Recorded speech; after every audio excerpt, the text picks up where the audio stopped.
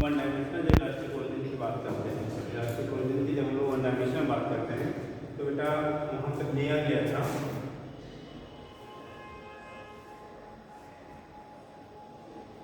आगे वाला क्या एमओ लिया था M2, उसी का बताते हैं M2 आगे वाला ये यस M2 U2 ये भी फोर कोलिजन था और आफ्टर कोलिजन हुआ था ये B2 हो गया था और ये B1 हो गया था। ये कंडीशन था आफ्टर कोलिजन। एक हो गया बिफोर कोलिजन, एक आफ्टर कोलिजन। आपने कहा था एक इलास्टिक कोलिजन में मोमेंटम और एनर्जी दोनों क्या होती है, कंजर्व होती है। ठीक है, इलास्टिक कोलिजन में बोथ मोमेंटम और एनर्जी विल बी कंजर्व। ठीक, तो यहाँ पे हम देखेंगे तो मोमेंटम और एनर्जी दोनों ही हमारे कैसी है, कंजर्व है। जब मोमेंटम कंजर्वेशन बनाएंगे तो पी इनिशियल की वैल्यू पी फाइनल के बराबर हो गया, m1 u1 प्लस कितना m2 u2 equal to m1 v1 plus m2 v2। एक क्वेश्चन हम लोग इक्वेशन ये बनाया था। ठीक है, और दूसरा आपने कहा था कि यहाँ पे काइनेटिक एनर्जी भी हमारी क्या होती है, कंजर्व रहती है। मतलब before collision and after collision kinetic energy also conserve. तो जब काइनेटिक एनर्जी को कंजर्व किया था आपने क्वेश्चन बनाया था half m1 u1 square plus half m2 u2 square equal to half m1 v1 square plus half m2 v2 square. ठीक है, ये आपने कह दिया था कंजर्वेशन ऑफ एनर्जी। और इन्हीं को रिलेट करके एक आपने क्वेश्चन में आया था, ठीक है, कि velocity of approach equal to velocity of separation. लिख लिया था यहाँ से velocity of approach u1 minus u2 equal to v2 minus v1। ये आपने कैलकुलेट कर दिया था यहाँ पे। यानी कि आप इन्हीं क्वेश्चन से भाई क्वेश्चन फर्स्ट एंड सेकेंड, अब आप लिखिए इसके बाद लिखने जरूरत नहीं, ये दोनों कोरिलेट करने के लिए मैं बता देता हूँ। तो वहाँ पे आपका जब दोनों को रिलेट किया गया था तो आया था कौन सा u1 minus u2 equal to v2 minus v1। इसी कहा था वेलोसिटी ऑफ क्या, velocity of approach equal to velocity of separation, velocity of separation. ठीक, वेलोसिटी ऑफ अप्रोच जो होता है वेलोसिटी ऑफ क्या हो गया, सेपरेशन के बराबर हो गया। जो वेलोसिटी ऑफ अप्रोच होता है वेलोसिटी ऑफ किसके बराबर होगा, सेपरेशन के बराबर हो जाएगा। ठीक, ये कंडीशन हो गया वेलोसिटी ऑफ अप्रोच की जो वैल्यू होती है वेलोसिटी ऑफ सेपरेशन की क्या होगी आपकी इक्वल हो गई। तो यहाँ से देखा u1 minus u2 equal to v2 minus v1।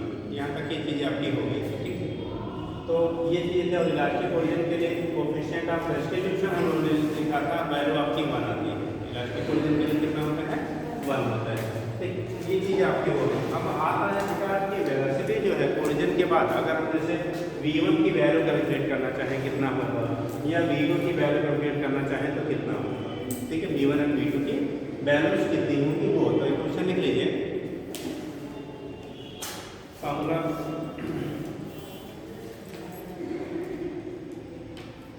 लिखिए,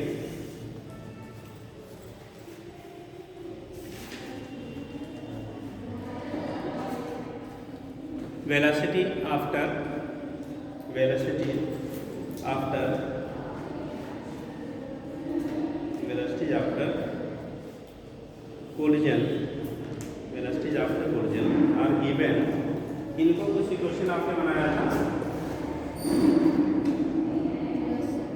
ये क्या बनाया, फर्स्ट सेकंड पहला दूसरा। तो लिखिए velocity after collision is given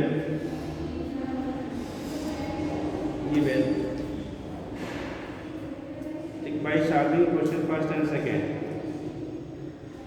by solving question first and second। Second उसको बना लें काइनेटिक एनर्जी वाले को।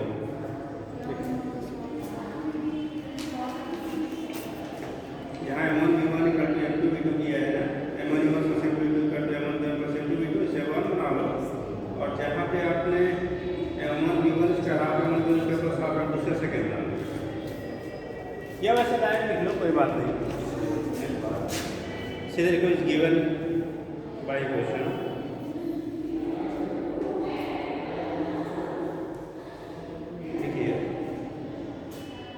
V1 equal two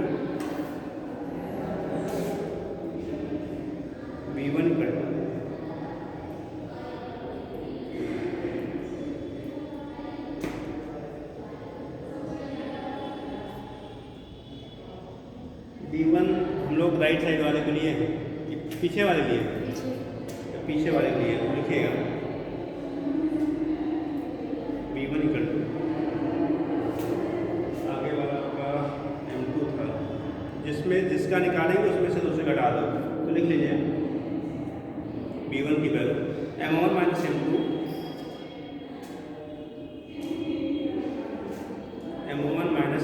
upon M1 plus M2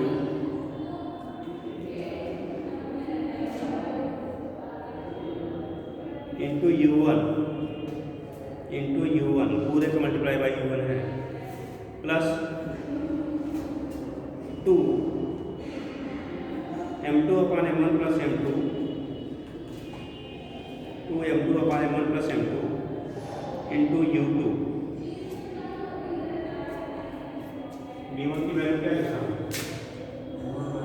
M1 minus M2 अपान M1 plus M2 into U1 plus 2 M2 अपान M1 plus M2 into U2, ठीक। और V2 की value लिख लीजिएगा V2 इक्वल टू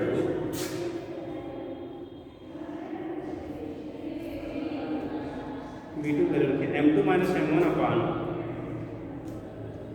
जस्ट उसी का उल्टा कर लेते हैं, M2 माइनस M1 अपान M1 plus M2 into U2। M2 minus क्या हो जाएगा? M2 माइनस M1 अपान M1 प्लस M2 इंटू कितना, यहाँ U2 हो जाएगा प्लस 2 M1 हो जाएगा, नीचे M1 plus M2 into U1। तो इनकी हेल्प से किसी पर्टिकुलर वेलोसिटी की वैल्यू हम निकालनी है तो आप कैलकुलेट कर लेते हो, ठीक हो जाएगा। अब इसी के बेस पे हम लोग कुछ कंडीशन लेते हैं। मान लो आपका एक बॉडी आपकी मान लो M1 आपका मूव कर रहा है, M2 आपका रेस्ट में है, M1 मूव कर रहा है, M2 रेस्ट में है और हेड ऑन कोलिजन हो रहा है, ठीक। अब उस केस में अगर M2 रेस्ट में है तो ये वाला फैक्टर क्या हो जाएगा? 0 हो जाएगा। तो हमें जो वेलोसिटी V1 मिलेगा, ठीक, वो कितना आ जाएगा? जो V1 की वैल्यू आएगी M1 माइनस M2 पर M1 plus M2 into U1 के क्या हो जाएगा? बराबर हो जाता है। क्या हो जाता है? बराबर हो जाता है। वहाँ पर वैल्यू को सब्स्टिट्यूट करके हम लोग आगे पीछे करके क्या करते हैं? रिजल्ट फाइंड कर लेते हैं, ठीक है। तो आप ऐसा करिए, लिख लीजिए थोड़ा सा कोरिलेट, एक मिनट दीजिए, हम लोगों ने M1 यहाँ भी किया है, ये हो गया V1 की वैल्यू। तो एक बार डिलीट कर लेते हैं, जो आर्गुमेंट होता है तो उन लोगों ने इसका M1 दिया है, इसमें M2 लिया है, या तो डायग्राम का रिप्लेस हो, डायग्राम में चेंज करवा रहे, इससे ज़्यादा चेंज करना पड़ेगा।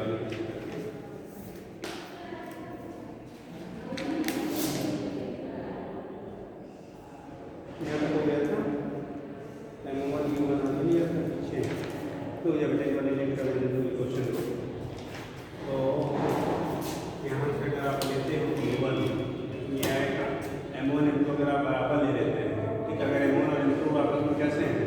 बराबर हैं, और V1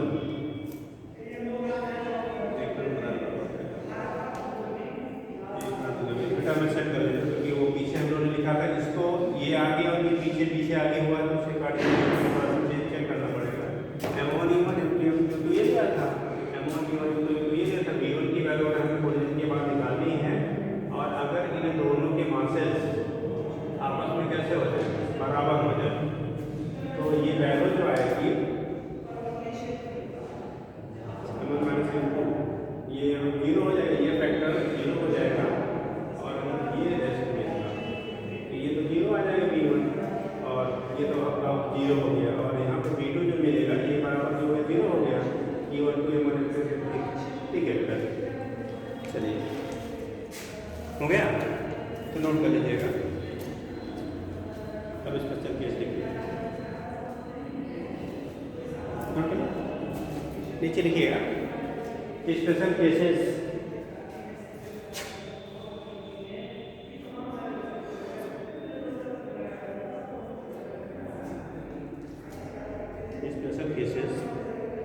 पहला लिखना if m1 equal to m2, if m1 equal to क्या हो m2, अगर m1 m2 के बराबर हो जाए तो कंडीशन क्या बनेगा? अगर m1 की वैल्यू m2 की बजाय हम दोनों बराबर ले लेते हैं तो केस क्या आएगा?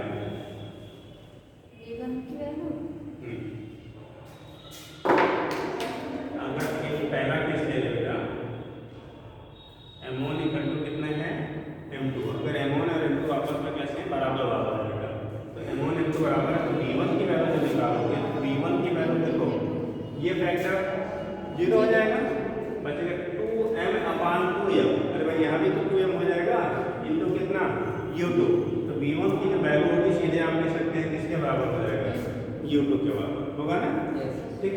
एंड v2 की जो वैल्यू आएगी तो v2 की वैल्यू रखेंगे तो ये फैक्टर 0, ये हो जाएगा हमारा क्या u1 के बराबर, किसके बराबर आ जाएगा u1 के बराबर, यानी कि आपस में वेलोसिटी का क्या हो जाएगा इंटरचेंज हो जाएगा, आपस में वेलोसिटी एक दूसरे में एक्सचेंज हो जाती है, जिस वेलोसिटी से जा रहा होगा उस वेलोसिटी से ये मूव कर जाएगा, जिस वेलोसिटी से जा रहा होगा उस वेलोसिटी से ये मूव कर जाएगा। तो ये तो सब परफेक्टली इलास्टिक। हाँ परफेक्टली वही क्राइटेरिया है, तभी तो जब सेम मास की आइडेंटिकल बॉडी में हेड ऑन कोलिजन होता है तब से ही परफेक्टली इलास्टिक बना सकता है, ठीक। तो वही आपका कंडीशन होगा, इसी को हम लोग कह लेते हैं, इसी स्पेशल केस कह लेते हैं परफेक्टली इलास्टिक कोलिजन, ठीक है। फिलहाल इलास्टिक को सब कंसीडर कर लेते हैं, लेकिन ये परफेक्टली इलास्टिक क्या होता है जब आपस में टोटल वेलोसिटी मोमेंटम एनर्जी सब कुछ इंटरचेंज हो जाता है, तो उसी को हम लोग परफेक्टली आइडियल कंडीशन मानी जाती है। तो पहला केस हो गया, दूसरा देखिए सेकेंड पॉइंट करना, इफ m1 की जो वैल्यू है बेटा, ठीक है, एक आपका रेस्ट में हो दूसरा हमारा मोशन कर रहा हो तब क्या होगा बेटा?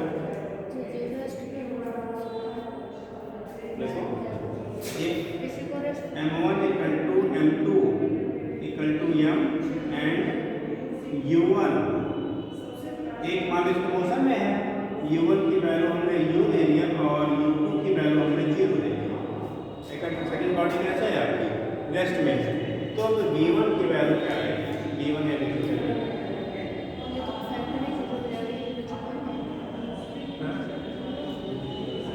क्या आएगा जब one equal to m u1 की वैल्यू u दे दिया और v2 0 सब कुछ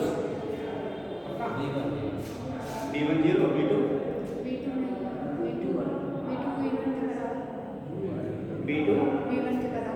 u1 के बराबर, ठीक। यहाँ पे आएगा v1 की वैल्यू आएगी, इसी क्वेश्चन से क्वेश्चन थर्ड फोर्थ बना लो,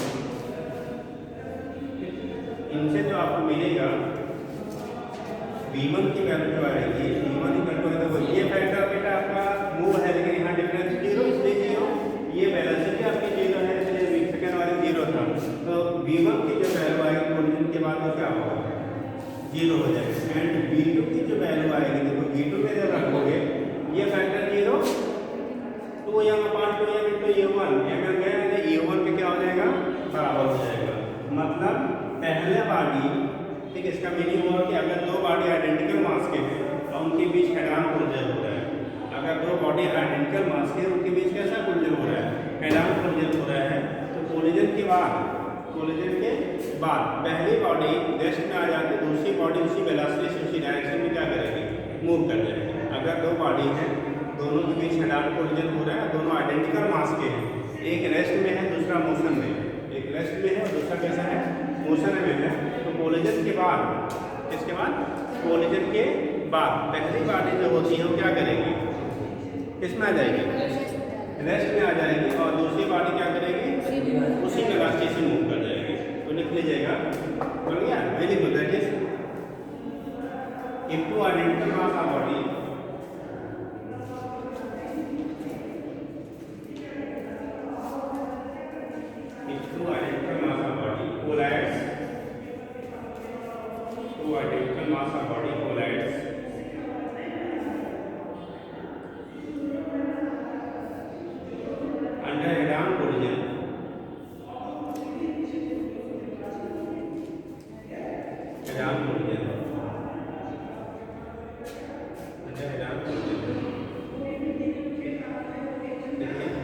one body is rest and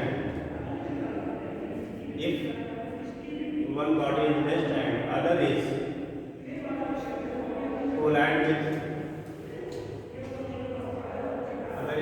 with them,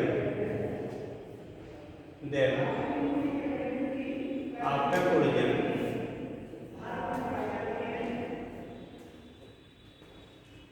first body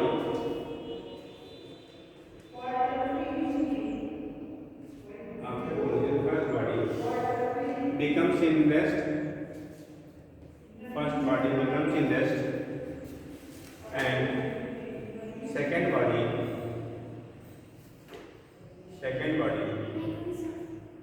will move. Second body will move with the same velocity as first. With the same velocity as first.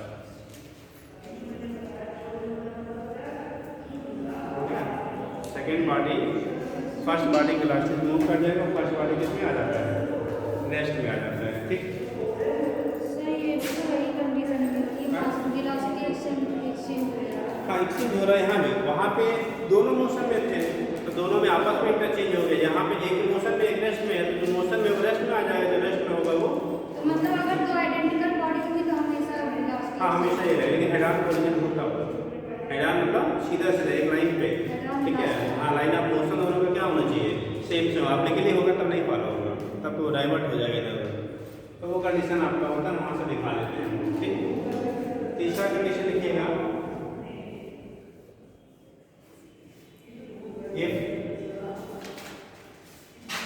ऐसे बना लेते हैं। Third point ऐसे बनाएंगे तो इसे यहाँ पे ले बेटा इफ m1 तो पहली बॉडी का मास जो मूविंग बॉडी है मच ग्रेटर देन m2, ठीक है। And u1 equal to u, ठीक, ये u1 है और सेकंड का रेस्ट में है। सेकंड हम बना देते हैं, ये बॉडी बहुत बड़ी है बेटा और u1 वेलोसिटी से मूव करे, इसका मास m1 है। दूसरी बॉडी बहुत छोटी है, दूसरी बॉडी कैसी है, m2 वाली बहुत छोटी है और उसके लिए u2 की जो वैल्यू है वो 0 है।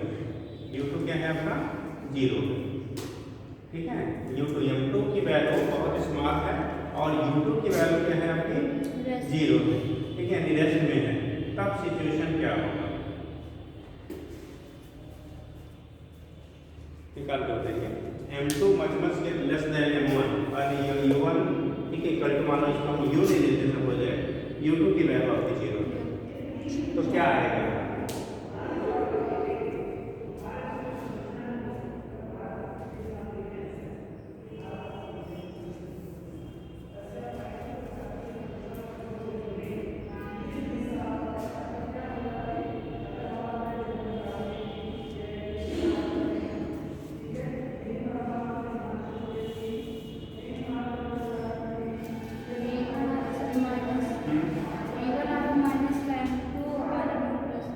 v1 माइनस का m2 प्लस m2 नीचे m1 प्लस m2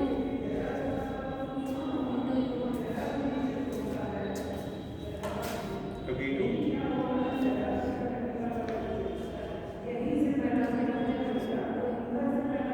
वही सिर्फ आएगा 2m1 सही है। और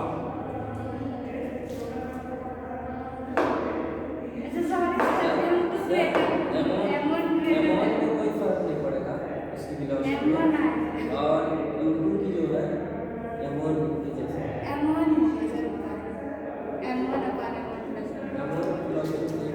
यहाँ से जब हम लोग v1 निकालेंगे तो इसकी वेलोसिटी से बात करेंगे तो कोलिजन के बाद v1 हम लोग फॉर्मूला क्या लिखा है, m1 माइनस m2 अपान m1 plus m2 into u1 plus 2m2 अपान m1 प्लस m2 इंटू कितना पूरे बेटा इंटू आपने क्या किया बेटा u को तो वैल्यू 0 है, ये फैक्टर 0 हो गया और m2 की वैल्यू मजमूत से जैसे है ना, मजमूत से मतलब उसको इग्नोर कर दीजिए आप। m2 चाहे जोड़ा जब एडिशन या सब्ट्रैक्शन करते हैं, अगर एक क्वांटिटी वेरी लार्ज होती है दूसरी वेरी स्मॉल तो हम स्मॉलर क्वांटिटी को क्या कर देते हैं, addition subtraction both.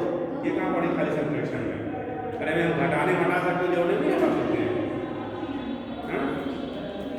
Addition and subtraction both में, मल्टीप्लिकेशन और डिवीजन में नहीं होता है, एडिशन और सब्ट्रैक्शन बोथ में होता है। ठीक, तो ये कंडीशन आपकी जो होगी, ये हमारा इग्नोर कर देंगे बेटा। m1 m1 कैसे बचा आपका v1 की वैल्यू जो होगी वो u1 के बराबर, यानी कि फर्स्ट बॉडी हेवियर बॉडी जिस वेलोसिटी से जा रही थी उसी वेलोसिटी से चलती रहती है, उस पर कोई इफेक्ट नहीं होता है।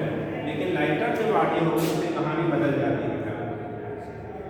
m2 माइनस m1 अपान m1 plus m2 into u2 और प्लस 2m1 अपान m1 प्लस m2 इंटू कितना u1। देखो ये तो फैक्टर जीरो हो गया क्योंकि u2 की वैल्यू बेटा जीरो थी। ठीक, अब ये जीरो हो गया और यहाँ से m2 की वैल्यू इग्नोरेबल है, इग्नोर कर दिया, 2 बचेगा ना। ठीक, तो 2u1 यानी v2 की वैल्यू जो होती है 2 टाइम्स ऑफ हैवियर बॉडी हो जाती है। कहने का मतलब अगर एक बॉडी रेस्ट में है और दूसरी बॉडी उसकी डायरेक्शन में मूव कर रही है तो टकराना, और टकराने के बाद जो हैवियर बॉडी है उसकी वेलोसिटी रिमेन सेम होती है, बट लाइटर बॉडी जो होती है उसकी जस्ट डबल वेलोसिटी से क्या होती है, वो आगे बढ़ जाती है उसी डायरेक्शन में। जैसे ट्रक जा रहा है, ठीक, अब ट्रक के सामने मच्छर आ जाए तो क्या ट्रक पीछे भाग जाएगा। ठीक, तो उस केस में क्या होता है, बट अब ट्रक के बिल्कुल क्लोजर चूंकि इलास्टिक नहीं होते थे, चिपक के साथ में चलता ही इलास्टिक होता है।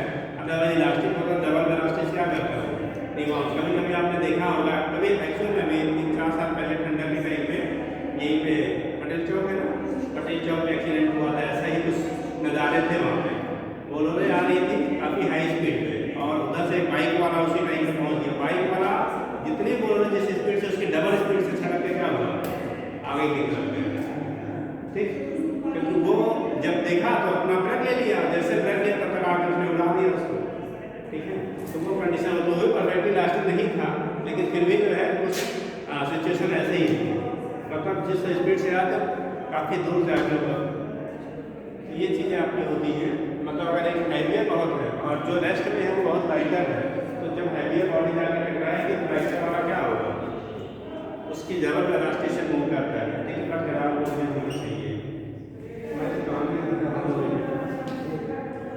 तो उस प्रयास वाले टाइम से आएगा, सीख नहीं पाएंगे। और एक तो फिजिक्स ऊपर से ले दोनों में जब बढ़ना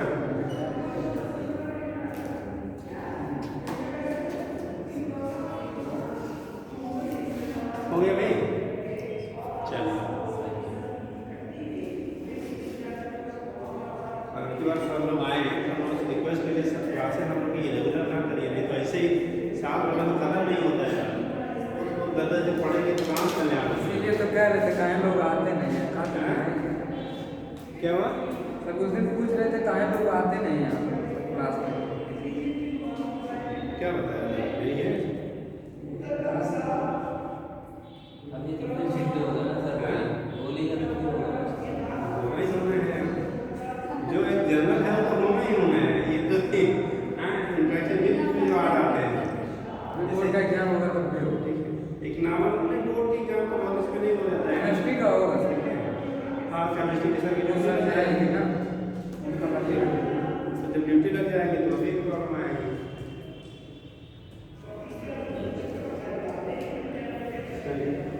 उस समय क्लासेस रहती हैं, चलो देखा जाएगा।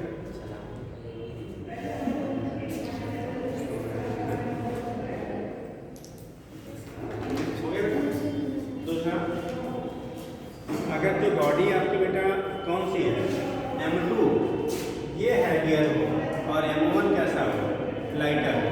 ठीक, मतलब कोलाइड जिससे करा वो हैवियर है, जो कोलाइडिंग बॉडी है वो लाइटर हो। ठीक, तो अगला कंडीशन का दें,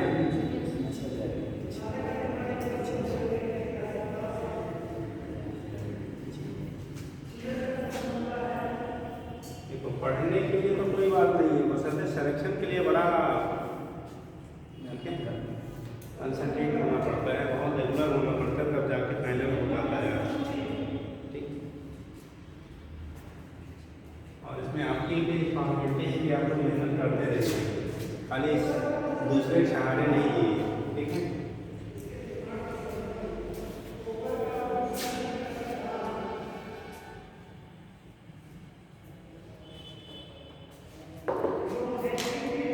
देखिए अगला कंडीशन होता है बेटा, बॉडी जो मूव कर रही है ये कैसे है, m1 ये 1 है, ये वाला u2 की वैल्यू फिर 0 है और ये m2 है। की बात कहाँ गए हैं m2, if m2 much much greater than क्या, मच मच ग्रेटर देन क्या है बेटा, अगर m2 की वैल्यू m1 के रिस्पेक्ट में बहुत ज़्यादा है, ठीक, तो अब की बात सिचुएशन कोलिजन के बाद क्या होगा, अपोजिट डायरेक्शन में, आफ्टर कोलिजन क्या कहानी रहेगी, अपोजिट डायरेक्शन में सेम वेलोसिटी, अपोजिट डायरेक्शन में सेम ही वेलोसिटी। और बॉडी वाली बड़ी वाली में क्या है, क्या पढ़ेगा नहीं पड़ेगा, 2m1 m1 छोटी है,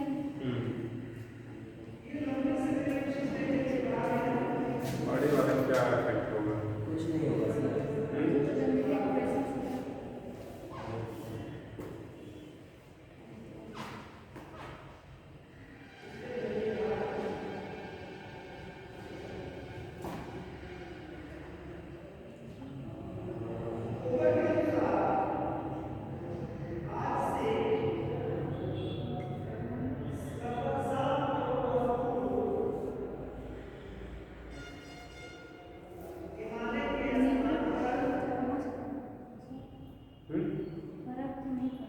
नहीं पढ़ा, देखो बेटा v1 m1 माइनस m2 अपान m1 plus m2 into u1 plus 2m2 अपान m1 प्लस m2 इंटू ये फार्मूला है हमारा बेटा, क्योंकि u2 0 तो ये फैक्टर तो 0 हो गया, कोई डाउट नहीं है। यहाँ पे m1 वेरियस क्या है, small comparison to m2, m1 को हम लोग जीरो कर देते, बट साइन हमारा तो रहेगा ना, साइन तो जीरो नहीं होगा, तो यानी कि v1 की वैल्यू होगी माइनस, मतलब ये टकराने के बाद बॉडी, ठीक है, जैसे हम लोग मानते हैं ना, ये इलास्टिक तो हो नहीं रहा है, लेकिन अगर मानते हैं तो क्या है, रिटर्न बैक आ जाएगा ना, दीवार को भगा दिया नहीं ना, तो रिटर्न बैक, बट अगर ये इलास्टिक मटेरियल होता तो उसके फिर कोलिजन होता तो जिस वेलोसिटी से वहाँ टकराया उसकी वेलोसिटी से क्या हो रही है, रिटर्न बैक होगा, ठीक, ये कंडीशन है, वापस उसी डायरेक्शन में क्या करेगा, चला है उसी वेलोसिटी से, ठीक है, बट v2 में बेटा कोई इफेक्ट नहीं होता है, क्योंकि v2 के लिए हम लोगों ने लिखा था m2 माइनस m1 अपान m1 plus m2 into u2 plus 2 m1 अपान 2 है बेटा, 2 m1 अपान m1 प्लस m2 इंटू,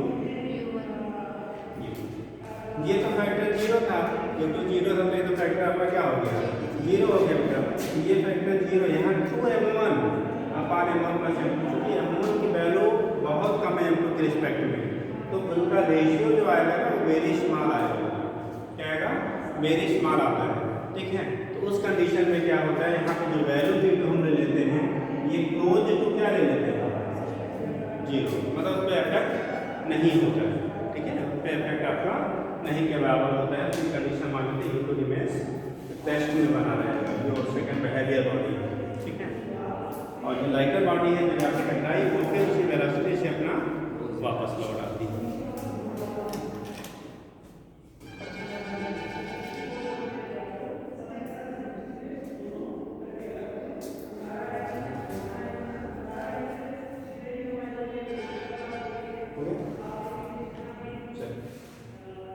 ये तो कंडीशन था बेटा, कुछ स्पेशल केसेस जो हमारे इलास्टिक कोलिजन में होते हैं, इन इलास्टिक में लिख दिया था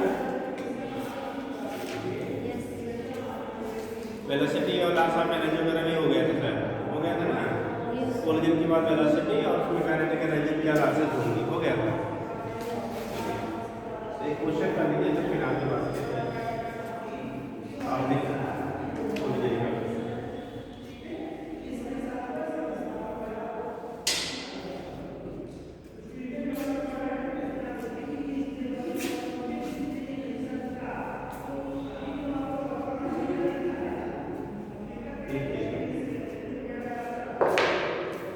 ये है कंडीशन बेटा,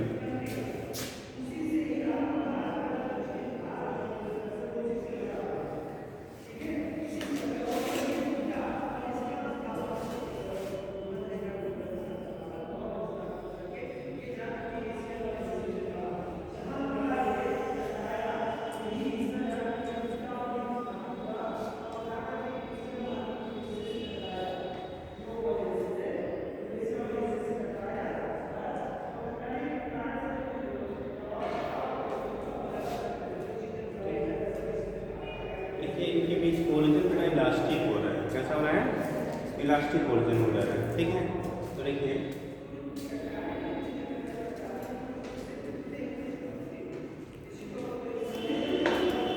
collision between both body as shown in figure, if collision between both bodies as shown in figure, collision between both bodies as shown in figure are elastic,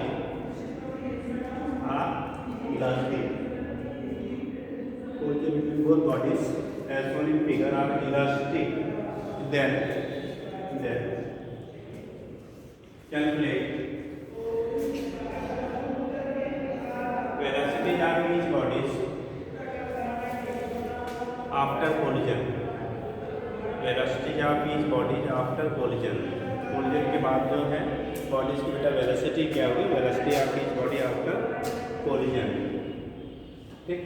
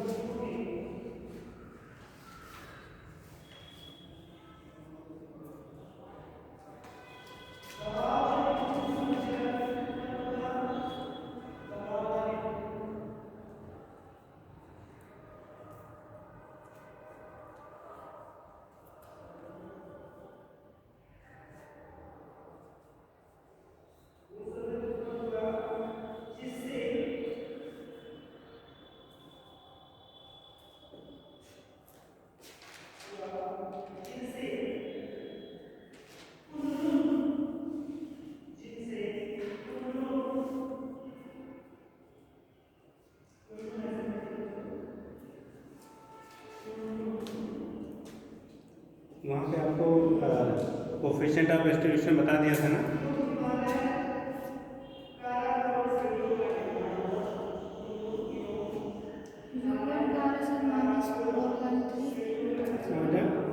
U1 minus का 4.3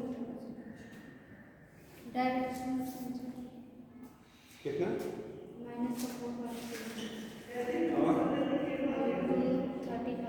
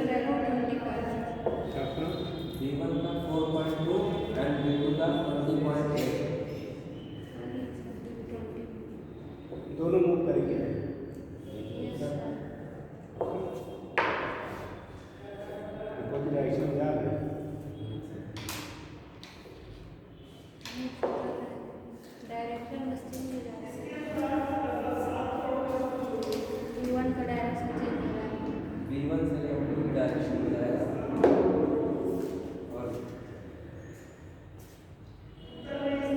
हम लोग फार्मूला करते हैं m1 minus m2 अपान m1 plus m2 into u1, ठीक, plus 2m2 अपान m1 plus m2 into ये काम करना है। पहले इसको चेक कर लेते हैं हम लोग ये कहानी m1 5 m2 2 अपान 5 प्लस 2 इंटू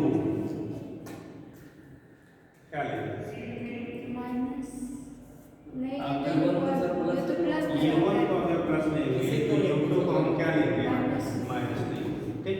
तो राइट साइड में अंदर प्लस हम प्लस ये इसको ले लेते हैं, कितना है 10 प्लस 2m2 2 इंटू 2 अपान कितना 5 plus 5 plus 2 into minus 15 minus 15, ठीक। वैल्यू ये आया ऊपर 3 10 से मल्टीप्लाई किया तो 30 अपान 7 प्लस माइनस माइनस हो जाएगा 15 चौका 60 60 अपान 7 बचा कितना minus 30 by minus 30 by 7 show करा कि आपका जो मोमेंटम है, ठीक, ऐसे कैसे आ गया सही है सर ये किसका मोमेंटम ज़्यादा है 50 और उसका 30, नेगेटिव आने का मतलब किधर जा रहे हैं लोग उधर कोलाइड होने के बाद ये बॉडी रिबाउंस हो गई, बैक साइड में आ गई। ये आ गया हमारा क्या V1 V2 जब फाइंड करेंगे तब V2 के लिए फॉर्मूला क्या लिखा था m2 माइनस m1 अपान m1 plus m2 into u2 plus 2m1 अपान m1 प्लस m2 इंटू यहाँ हो गया 2 माइनस 5 अपान 7 जल्दी कर रहे थे u2 था 15 साइन नेगेटिव, क्योंकि हम लोग इधर वाले पॉजिटिव में तो उसको क्या लेंगे negative, plus 2mm 2 into 5 by 7 into 10, ये तो प्लस में ही है, ये हो गया माइनस 3 और 15 माइनस माइनस से प्लस प्लस हो जाएगा ना, तो ये वाला मतलब कितना 45 upon 7 plus 100 upon that is total 145 by 7 metre per second. मतलब जो सेकेंड बॉडी है वो टकराने के बाद अपनी ही डायरेक्शन में क्या हुई वापस लौट गई, मतलब इधर नहीं आई, टकराने के बाद किधर इधर चली गई, किधर जा रही है इधर चली गई, और ये वाला इधर चली गई। क्यों? क्योंकि टक्कर जब हो रहा है ना तो यहाँ पे एनर्जी का एक्सचेंज हो जाता है, तो क्या करेगा जो इधर जा रहा था वो लौट आया इधर, जो इधर आ रहा था वो उधर, जब दोनों सेम डायरेक्शन में जाते हैं तब ओरिजिन के बाद दोनों का डायरेक्शन क्या रहता है रिमेन सेम रहता है, ठीक है। इसीलिए डायरेक्शन यहाँ पे चेंज कर दिया गया था, आया था ऐसे ही दोनों ऐसे नहीं लगाया हमने, वो मोमेंटम से लगाया था और इस अभी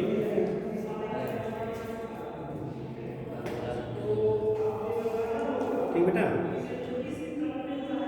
इलास्टिक कोलिजन में हम लोगों ने वहाँ पर कोएफिशिएंट ऑफ डिस्ट्रीब्यूशन वगैरह पढ़ लिया था, ठीक।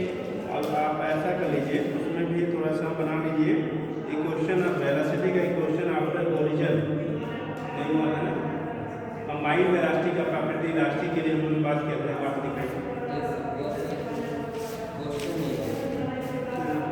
वेलोसिटी इन बॉडी की अगर सेपरेट हुआ था प्रॉपर्टी इलास्टिक की कहानी हम लोग पढ़ लिया था। कोलिजन के बाद बात क्या कर जा रही है स्टिक आ जा रही है, सबकी कहानी हमने पढ़ा, ठीक है।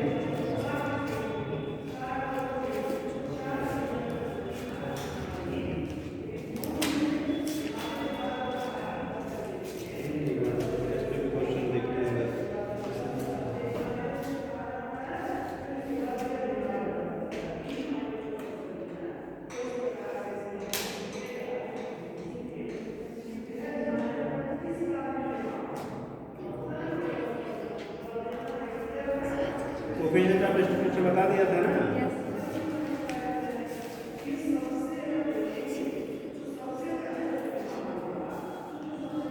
एक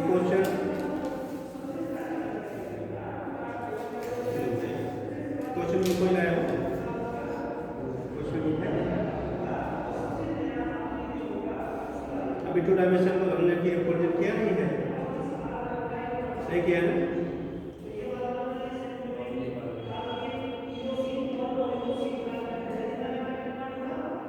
चलिए अभी ले जाओ एडी करो ऑब्लिक कोलिजन, एडी करेगा ऑब्लिक कोलिजन, ऑब्लिक कोलिजन।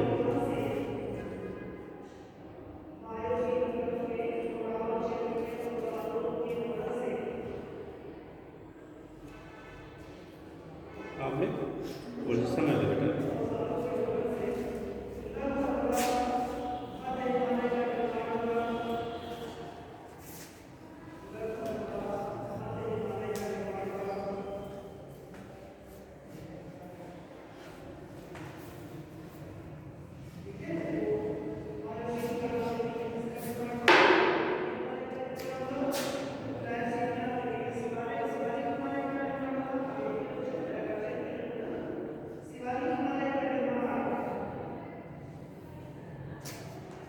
यहाँ पे कंडीशन क्या होता है बेटा, जब भी अगर ऑब्लिक कोलिजन हमारा तभी होता है जब दोनों का लाइन ऑफ एक्शन डिफरेंट हो और दोनों जो कोलाइडिंग बॉडी है तो उनके लाइन ऑफ एक्शन का जो डिफरेंस होना चाहिए उनकी रेडियस से लेसर होना चाहिए। जो रेडियाई है उससे क्या होना चाहिए, कम होना चाहिए। मतलब ऐसे समझो जैसे ये है बेटा, ठीक, ये लाइन ऑफ एक्शन इसका मानो ये है, ठीक है। दूसरी वाली जो बॉडी है अगर लाइन ऑफ एक्शन हमने ये रखा, ये इसका लाइन ऑफ एक्शन ये है बेटा। अब इन दोनों के बीच का जो सेपरेशन होना चाहिए, मान लो इसकी रेडियस अगर हमने R1 ले लिया और इसकी रेडियस समझते हैं बना रहे उसको बता देंगे, ठीक, ये R2 है, तो ये जो सेपरेशन D होना चाहिए, D की value must be less than क्या R1 प्लस R2 होना चाहिए, ठीक है, तभी तो जाके टकराएंगे। अगर मान लो इसको यहाँ से ले जा रही है इधर है तो क्या मतलब है, ठीक है, टक्कर तभी होगा जब इन दोनों के बीच का जो क्या सेंटर टू सेंटर सेपरेशन होना चाहिए, लाइन ऑफ एक्शन के बीच का सेपरेशन इनके दोनों के रेडियस से के सम से क्या होना चाहिए, कम होना चाहिए, तब जाके वहाँ पे ऑब्लिकली वो कोलाइड करेंगे, ठीक है, तब जाके क्या होगा ऑब्लिक कोलिजन होगा, ठीक। अब यहाँ पे जो कंडीशन आपकी हो रही है, मान लो ये आपका कोलाइड हुआ, ये पॉइंट समझ गया ना, कब कोलिजन होगा। तो यहाँ फिलहाल हमें आराम का कोई वो नहीं है, कहानी सुन रहे हैं, लेकिन कॉन्सेप्ट आपका यही होता है कि कोलाइड कब करेंगे जब दोनों के बीच की लाइन ऑफ एक्शन में सेपरेशन दोनों के रेडियस के सम से कैसा लेसर होना चाहिए। मान लो क्योंकि हम लोगों ने पहले यहाँ M1 ही लिया है तो सीटा में अभी भी पढ़ लेते हैं, ये M2 है बेटा। जनरल केस में जब भी हम ऑब्लिक कोलिजन की स्टडी करते हैं तो एक हमारा रेस्ट में होता है। जनरल वे में जब हम लोग ऑब्लिक कोलिजन जब भी क्वेश्चन पुट होता है जब स्टडी करते हैं तो जो बैक बॉडी होती है वो हमारे किस में रहती है, रेस्ट में रहती है। ये वाली बॉडी हमारी किस में होती है, रेस्ट में होती है, किस में होती है, रेस्ट में होती है। अब जब ये आगे से टकराएगा ना, टकराएगा तो क्या कहानी बनेगी, सीधे जाएंगे या टेढ़े मेढ़े हो जाएंगे, ये वाला इधर ये वाला उधर चला, ठीक है। जब ये टकराएगा बेटा क्योंकि इसका मोमेंटम इनिशियल 0 है, इसका मोमेंटम है, ये टकराएगा तो मोमेंटम यहाँ से डिस्ट्रीब्यूट होगा, ये वाला इधर चला जाएगा और वाला इधर चला जाएगा, ठीक। कभी सेम लाइन पे नहीं रहेगा, मतलब टकराने के बाद ये नहीं कि खाली ये वाला इधर जाएगा और ये वाला सीधा सीधा जाएगा, ऐसा नहीं होता है, ठीक है। क्योंकि यहाँ पे कंडीशन हम आइडियल मान के चलते हैं, वो बात अलग क्या है कि ट्रक टकराता साइकिल वाला ट्रक उधर चला जाता है और ट्रक सीधा चला जाता है, वो आइडियल नहीं है, ठीक है, वो नॉन आइडियल है। इसलिए ट्रक लेने को अगर वो टकराता तो ट्रक वाला क्या करता है, वो ज़्यादा भागता तो ये भी कुछ ना कुछ भागता है, ठीक। लेकिन कंडीशन आपका जो होता है जब आइडियल लेंगे तो उसके इसमें हमेशा कोलिजन के बाद लाइन ऑफ एक्शन बदलेंगे दोनों के, ठीक। ये जब आपका कोलिजन होगा ये बिफोर कोलिजन है, ये क्या है, बिफोर कोलिजन की कंडीशन ये है आपका, ठीक। आफ्टर कोलिजन क्या करेगा, ये वाला समथिंग इधर की तरफ और दूसरा वाला क्या होगा इधर की तरफ, ठीक। अब ये आफ्टर कोलिजन हम बना रहे हैं। अब यहाँ समझने थीटा 1 ले लिया जाए, दूसरे का थीटा 2 ले लिया जाए। ये भी पार्शियल होता है, तो मासेस आइडेंटिकल लेते हैं तो थीटा बराबर होता है। लेकिन अगर नॉन आइडेंटिकल है तो वहाँ पे थीटा की वैल्यू बदलेगी, क्योंकि जब टकराएगा तो भाई ये वाला हल्का अगर है तो ज़्यादा भागेगा, ये वाला अगर हैवी है तो कम आपका चेंज होगा। जैसे वाला ट्रक है साइकिल से लड़ गया तो कौन ज़्यादा शिफ्ट होगा? साइकिल वाला ट्रक वाला जी, साइकिल वाला होगा, ठीक। तो वही कंडीशन यहाँ पे होता, दोनों आइडेंटिकल होता है तो जनरली थीटा सेम आता है, बट अगर आइडेंटिकल नहीं है तो थीटा की वैल्यू वेरी करती है, ठीक है। तो हमने इसे सेपरेट ले लिया क्योंकि वहाँ से जब मैंने वाला अलग ले लिया। अब मान लो इसकी वेलोसिटी क्या v1 हो गई और इसकी वेलोसिटी अब क्या हो गई, ठीक है। तो इस टाइप के जो कोलिजन होते हैं उसे हम लोग कहते हैं oblique collision. This type of collision is known as oblique collision. और ऑब्लिक कोलिजन में हम लोग कंजर्वेशन ऑफ मोमेंटम के लिए अप्लाई करते हैं। क्या करते हैं? Conservation of momentum. अगर वो इलास्टिक नेचर का परफेक्ट, ठीक है, तो उस कंडीशन में आप एनर्जी को भी कंजर्व कर सकते हैं, ठीक।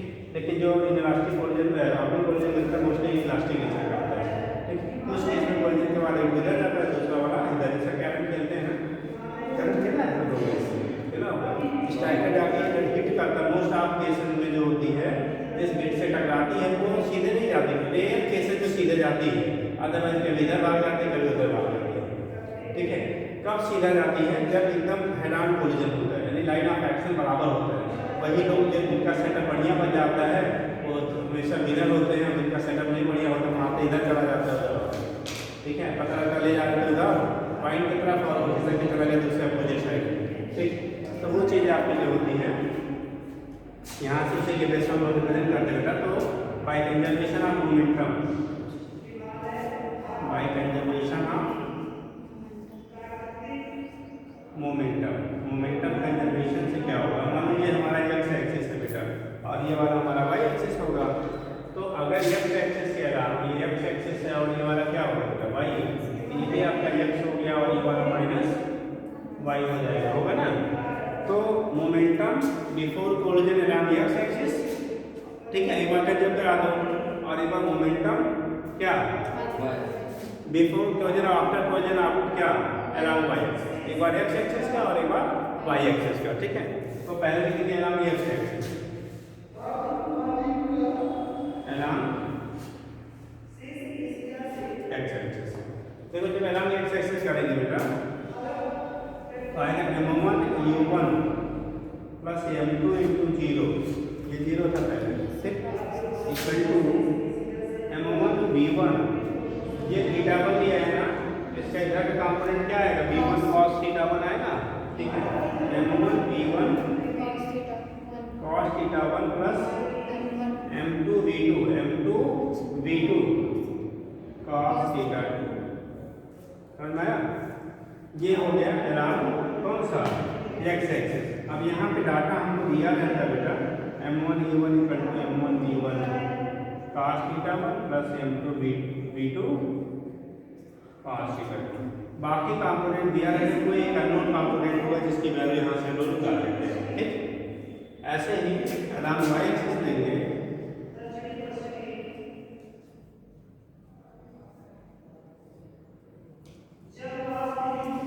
जब हम लोग लेंगे क्या अराउंड y एक्सिस लेंगे, अराउंड y एक्सिस क्या हो जाएगा m1, ठीक है। इसको ux1 करते हैं हम लोग, ux1 करने से बेटा थोड़ा सा डिस्टिंग्विश करने के लिए, और उसकी वैल्यू u1 के बराबर है, ठीक है। और इसे रहने से m1 uy1 plus m2 uy2, अभी 0 कर लेंगे, ठीक, इक्वल टू m1 क्या आएगा यहाँ पे? v1 sin theta 1, m1 v1 sin theta 1, ठीक। और ये अपोजिट में आ रहा है तो प्लस की minus m2 v2 sin theta 2। ये फैक्टर दोनों ही हमारा क्या है?